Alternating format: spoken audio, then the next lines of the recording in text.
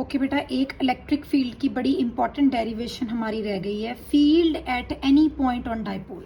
अगर ये आपके पास कोई डाइपोल है, इस डाइपोल के मैंने किसी भी पॉइंट के ऊपर फील्ड कैलकुलेट करना। I will explain the picture here and then I will explain from the notes. ये मेरे पास कोई भी डाइपोल है, नेगेटिव टू पॉजिटिव, लेंथ उसकी 2a है, ठीक है जी। इसकी डाइपोल मूवमेंट किस तरफ होती है? इस तरफ। मैंने इसके कारण यहाँ पे फील्ड कैलकुलेट करना है सच दैट ये जो चीज़ है इसके सेंटर से, ये सेंटर ले लेना प्लीज़ आप, ठीक है ना, इसको सेंटर ले लेना है। This is a, this is a, इसके सेंटर से P पॉइंट पे मैंने कैलकुलेट करना है, ठीक है।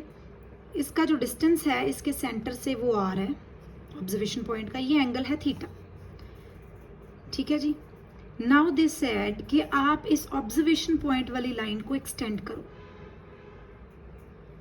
ये मैंने एक्सटेंड कर दी। इसी लाइन के एक परपेंडिकुलर ड्रॉ करो,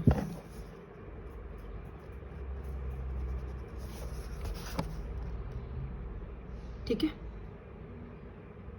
इज इट क्लियर? सो अगर मैं इस डाइपोल मूवमेंट को रिजॉल्व करूं, कैसे रिजॉल्व होगी? ये थीटा है, इस तरफ क्या आएगा?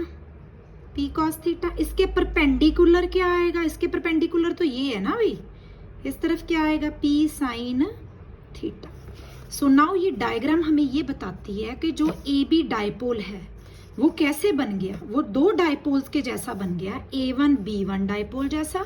दूसरा डाइपोल क्या है? A2 B2 डाइपोल जैसा।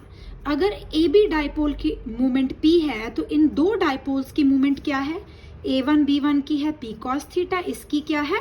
P sin theta. क्योंकि इधर डाइपोल मूवमेंट आ गई, इसका मतलब ये भी दोनों डाइपोल ही हैं। So AB dipole is equivalent to two dipoles, these two, ठीक है। अब पहले मैं A1 B1 डाइपोल लेती हूँ। इलेक्ट्रिक फील्ड इसका कैलकुलेट करना मैंने ऑब्जर्वेशन पॉइंट P पे, लेकिन इस लाइन के तो ऊपर ही ये लाई करता है, इसका मतलब इस डाइपोल के लिए ये क्या है? Axial point. तो एक्सियल पॉइंट पे इलेक्ट्रिक फील्ड कितना होता है बेटे?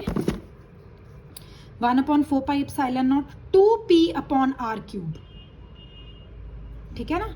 2p, p की जगह मेरा P cos थीटा आएगा, क्योंकि मेरे ये वाले डाइपोल की डाइपोल मूवमेंट क्या है? P cos थीटा, ना कि P है। मैं इसके लिए कैलकुलेट कर रही हूँ ना इलेक्ट्रिक फील्ड। और dipole movement at axial point की डायरेक्शन सेम होती है, तो इलेक्ट्रिक फील्ड की डायरेक्शन यही आ गई जो P cos थीटा की है, इसी तरफ, ठीक है।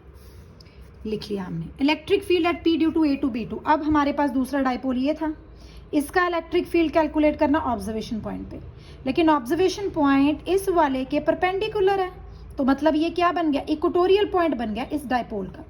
तो इक्वेटोरियल पॉइंट पे डाइपोल के कारण फील्ड कितना होता है? डाइपोल मोमेंट है P sin theta, P upon R cube होता है, सिर्फ P की जगह आ गया P sin theta upon R cube, क्योंकि इस डाइपोल की dipole moment P sin theta, ठीक है।